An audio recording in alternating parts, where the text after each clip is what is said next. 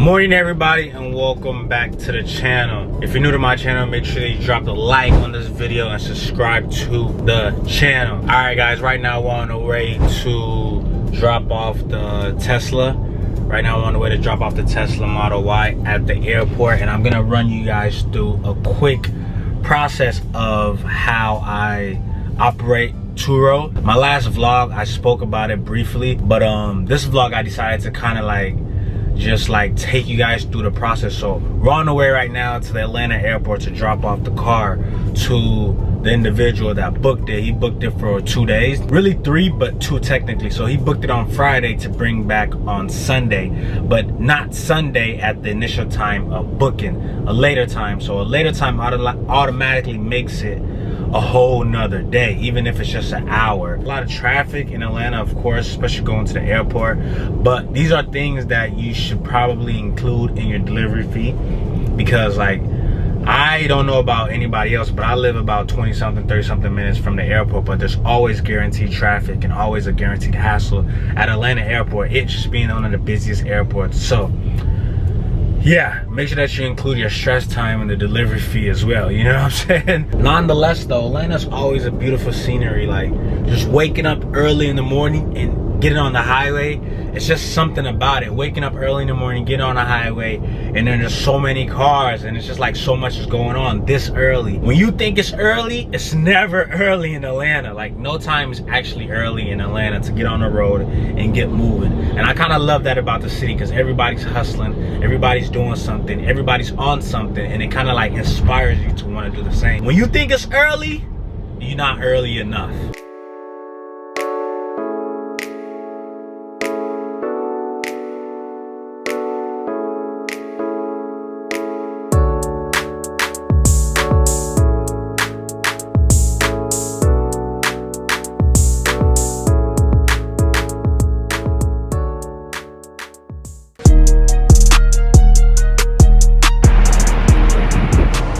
I think I'm gonna do the caramel macchiato as always.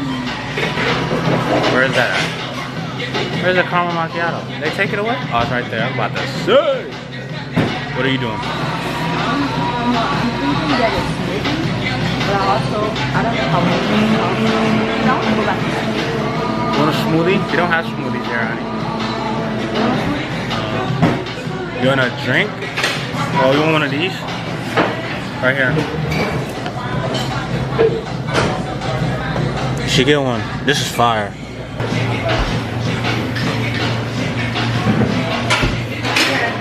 Can I do a caramel macchiato? It's a hot one? No, cold. Ice. Large size? Nah, smaller size.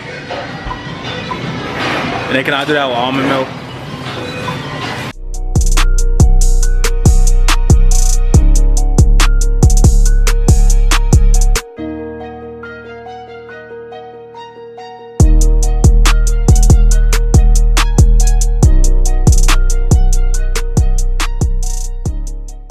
Alright guys, right now we are on the way back to the airport, unfortunately, because I just got another booking for the second vehicle, which is a Nissan Rogue, which is what we're in right now. Not too bad, to be very honest. Panoramic sunroof and a whole lot of other nice features. It's crazy because now we have to go all the way back to the airport, but there was a time difference, right? The first one was in the morning, and this one is towards the evening. The only thing that sucks is, of course, there is way more traffic. It being 4 o'clock right now is busy in Atlanta. All right, getting a booking for the airport on the same day, it could be very inconvenient, but at the end of the day, it's up to me, right? I set it up like that to be able to get trips 3 to 6 hours ahead of time, so you can run into stuff like this. But it's also up to you. If you decide you want to start TURO and you set it up, you can set it up to 2 days in advance. You can set it up to 24 hours in advance, and you can also set it up all the way as short to an hour in advance. I have mine for around 3 to 6 hours, so that's one of the reasons why I have this. I didn't know this booking was gonna happen when I was delivering the first booking. So, but yeah, man, so that's what it's all about. I just wanted to kind of point that out there, because some people are probably wondering damn, you know. But yeah, it sucks though. The inconvenience is crazy because right now there's traffic, but you kind of add that all to your delivery fee, so it kind of makes sense. 1 hour later. All right guys, so this is the downside of renting on TURO that people probably don't tell you. So since we only have 2 vehicles, we've actually dropped off both cars, and now we're having to Uber back home. So we're currently in an Uber, but at the end of the day, we're gonna find somebody that's gonna take us to the airport. So it's still worth it, but like again, as I said, your delivery fee should kind of include all this inconvenience if you are in a situation like mine. So that way, I see a lot of people out here in Atlanta, they set their delivery fee to $120. Some people have it for $140. And I used to question like, damn, isn't that high? Like, who's gonna wanna pay that delivery fee? But it makes sense. Now I know how much more I need to increase my delivery fee.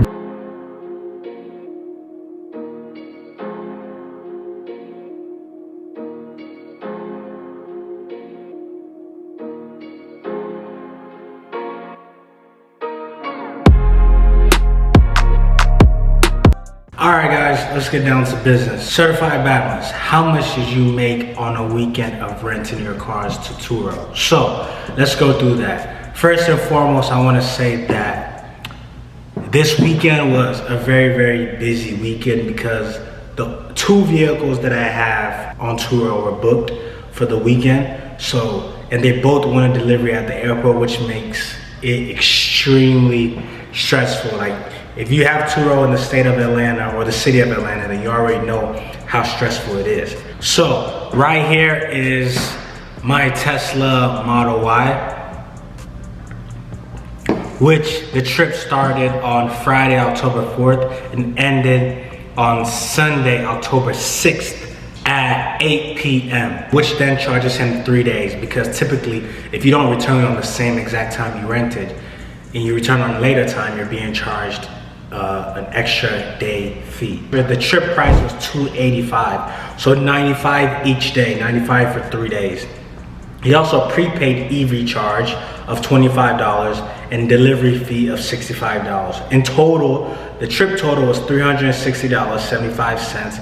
TURO fees took out $76, which is typically my insurance plan. TURO gives you options to literally have no insurance plan and receive your full earnings. So if I didn't have insurance with them, then I would be receiving $360 for typically a 2-day rental, but it's specified as 3 days. I took home $284.06.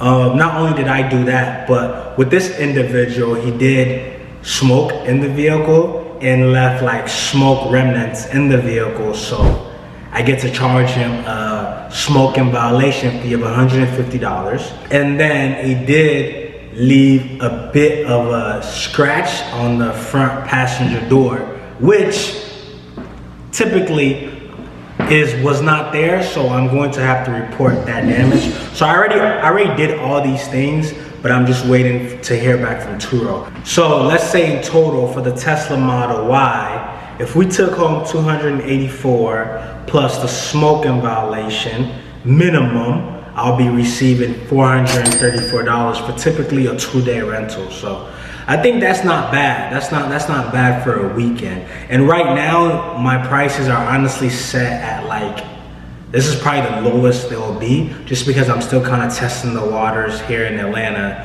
from just moving from Indiana, where I was previously operating my TURO business. We also rented out the Nissan Rogue SV. It was booked literally the same day, Friday, October 4th for 4:30 p.m. and brought back Saturday, October 5th at 3:30 p.m. So which was literally a day rental. And this was rented out for $74 a day. Last minute boost pricing, because he booked it literally probably like 2 to 3 hours before. No, probably like 3 to 4 hours before. So for that reason, I get to have a last minute boost pricing. You can set your last minute boost pricing anywhere between 5% to maybe 15% of your daily rate, I think. And then the delivery fee was also $60. And the trip total ended up being $141.40. TURO fees, which is the insurance plan, took out $26.35, and I was left with $115.05. Not bad, not bad. Now this individual was very responsible, didn't smoke, didn't leave any damages or any scratches on the vehicle, near the vehicle. He literally probably drove the car from the miles that I was able to track it. He probably drove the car from the airport to his hotel, and maybe he was hungry at nighttime and drove down the street for some McDonald's. Let's say on the average, 434 on the Tesla and 115 on the Nissan. So on the weekend, we made $549. This honestly isn't bad for a weekend, you know what I'm saying? Like, my car could possibly still get booked today. It's only 1 p.m. right now, and I just got it back yesterday. For me, I'll say this is mostly profit. The only investment cost that I would say is for the cleaning and the smoking. Like, I literally have to go get like a deep clean car wash, and I have to do that ASAP, which is probably gonna run me anywhere from $50 to $65. I'd have to deduct that from, you know, my profit, like my trip cost. So let's say they smoked in your car and you're unable to give the car to the person who booked later on that day. TURO has a way of kind of like reimbursing you for that missed rental in a way. You get what I'm saying? But anyways, that's mostly everything that went on this weekend with my TURO bookings and earnings.